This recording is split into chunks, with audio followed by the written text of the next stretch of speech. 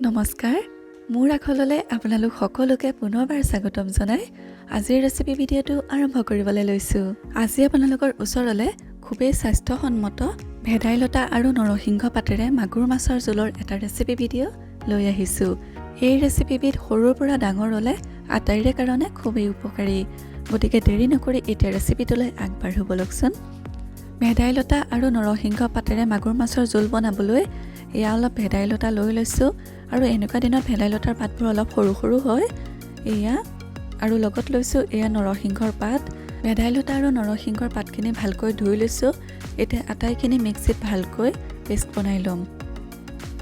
এয়া ভেদাইলতা আৰু নৰসিংহৰ পাতখিনি ভালকৈ পেষ্ট বনাই ল'লো আৰু হিতাখিনিও লগতে ৰাখি দিছো যিহেতু পেষ্ট হৈ গৈছে। আৰু গোটাই লৈছো এয়া মাগুৰ মাছখিনি আগতীয়াকৈ ফ্ৰাই কৰি লৈছো। ইয়াক কেইপিছমান লৈ লৈছো মাগুৰ মাছ। নিজৰ জোখ অনুসৰি মাছখিনি ল'লে হয়। আৰু মাগুৰ মাছৰ লগত লৈছো এয়া এটা জলকীয়া, এটা কাটি লোৱা পিঁয়াজ আৰু লগত লৈছো এয়া অলপ নহৰুৰ পেষ্ট। ইয়াত আদা নালাগে, অকল নহৰু হ'লেই হ'ল। এইখিনি গোটাই লৈছো। এটা গেছত কেৰাহী বহাই দি কেৰাহী গৰম হৈ অহাত দিম মিঠাতেল। এয়া মিঠাতেল বেছি নালাগে, অলপ দিলেই হ'ল। আৰু তেল গৰম হৈ অহাত এতিয়া এয়া কাটি থোৱা পিঁয়াজখিনি দি দিছো। এতিয়া পিঁয়াজখিনি অলপ ভাজি ল'ব লাগিব। এয়া মিডিয়াম ফ্লেমতে এতিয়া পিঁয়াজখিনি ভাজি ল'ম। আৰু পিঁয়াজ ভাজি হোৱাত এয়া নহৰুখিনি দি দিলোঁ। আৰু নহৰু দিয়াৰ পিছত ফ্লেমটো ল' কৰি পেলাই ভাজিম। এতিয়া নহৰুৰ পৰা ধুনীয়া গোন্ধ এটা অহালৈকে ভাজি থাকিব লাগিব ল' ফ্লেমতে। আৰু নহৰুখিনি ভাজি থাকোঁতে এয়া কাটি থোৱা জলকীয়াটো দি দিছোঁ।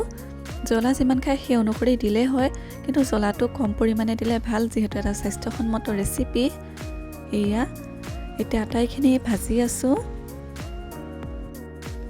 এতিয়া ভাজি হোৱাত দিম এয়া হালধি, অকণমান হালধি দিলোঁ।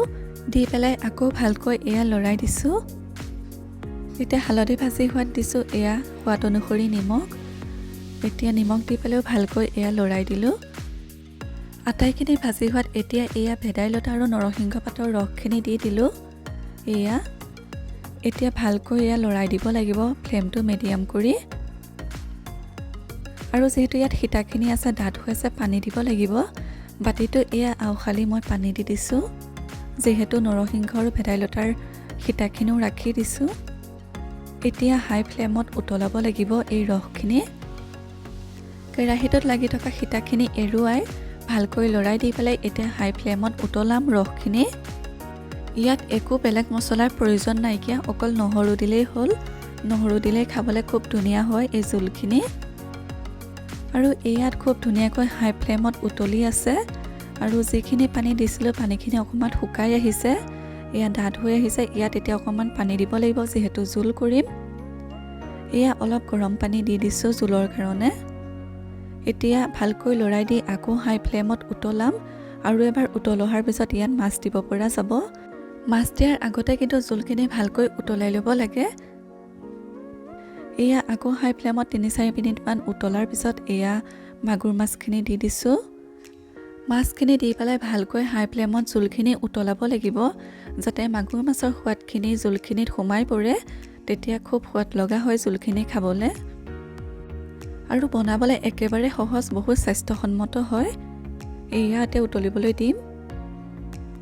আৰু এয়া খুব ধুনীয়াকৈ হাই ফ্লেমত 5 মিনিটমান উতলাই আছোঁ। খুব ধুনীয়াকৈ উতলি আছে আৰু মাগুৰ মাছৰ সোৱাদখিনি জোলখিনিত সোমাই পৰিছে। এতিয়া এইখিনি প্ৰায় হ'বৰ হৈছেহি। আৰু জোলখিনি ইমানটো জোখতে ৰাখিম আৰু শুকাবলৈ নিদিওঁ, যিহেতু জোল খোৱাটো উপকাৰী। এই পদ্ধতিৰে বনালে মাগুৰ মাছেৰে ভেদাইলতা আৰু নৰসিংহৰ জোলকণ খাবলৈ বিৰাট সোৱাদ লগা হয়। একেবাৰে মছলা নিদিয়াকৈ বনোৱা এটা ৰেচিপি। আৰু জ্বলাও একেবাৰে কম পৰিমাণে দিছোঁ। এয়া এতিয়া হৈ গৈছে, মই গেছ অফ কৰি দিম। এয়া জোলখিনি মই বেলেগকৈ বাতি এটাত উলিয়াই লৈছোঁ। চাওকচোন দেখিবলৈ কিমান লোভনীয় হৈছে নহয়নে? আজি আপোনালোকৰ ওচৰলৈ এই স্বাস্থ্যসন্মত ৰেচিপিটো আগবঢ়ালোঁ। আপোনালোকেও এনেদৰে বনাই খাবচোন। আৰু আজিৰ এই ভেদাইলতা আৰু নৰসিংহ পাতেৰে মাগুৰ মাছৰ জোলৰ ৰেচিপিটো চাই যদি ভাল পালে, তেনেহ'লে লাইক, কমেণ্ট, শ্বেয়াৰ আৰু চেনেলটো ছাবস্ক্ৰাইব কৰিবলৈ নাপাহৰিব। আকৌ এটা নতুন ৰেচিপি লৈ অহাৰ প্ৰতিশ্ৰুতিৰে আজিলৈ বিদায়। ধন্যবাদ।